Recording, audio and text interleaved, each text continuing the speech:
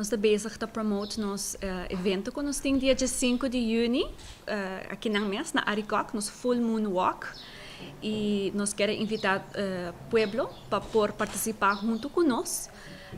Nós temos o Stichting Bob, e fundo ng Lobay Panang. CIBC normalmente faz 2 fundraising pa ano. E dinang mesa caminata. Normalmente nós está aqui em outubro para fazer esse. E prometo esse nós está fazendo fundraising para coletar fundo não. E essa aqui é uma iniciativa de CIBC mesmo. Nós temos 17 jurisdictions não. E aqui nós decidimos de team up com o Stichting Bob Aruba para bring awareness na Aruba.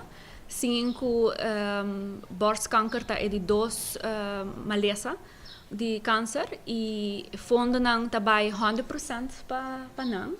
E de inang nós temos bom teamwork. E evento também dia 5 de junho e de setor para 9 de maio. É bonito tá que nós também fazemos aqui na Aricoc mesmo, é full moon. E é uma nice maneira para pôr toda a família junto.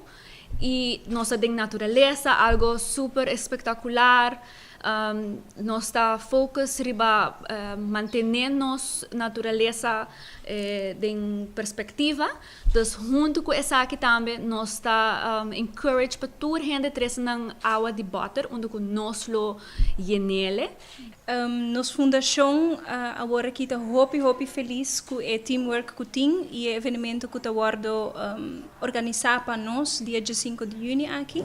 Nós queremos invitar o pueblo completo para join para Dumei. É um evento especial de Aricoc e também bolo fazer algo para a saúde. E também sabendo que o fundo não que está recordar também para boa causa.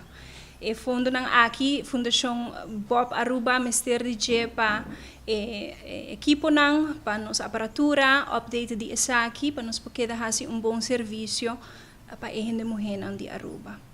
E sondeio que nós está dando está completamente gratuito. Gente mulher de 45 para 75 anos de idade está invitada para também fazer screening de pecho.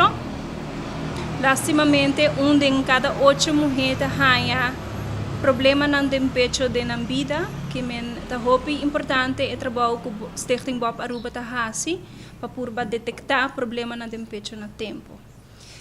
Tickets não estão available cerca de nós na Stichting Bob MES. Essa aqui é Arubiano, o website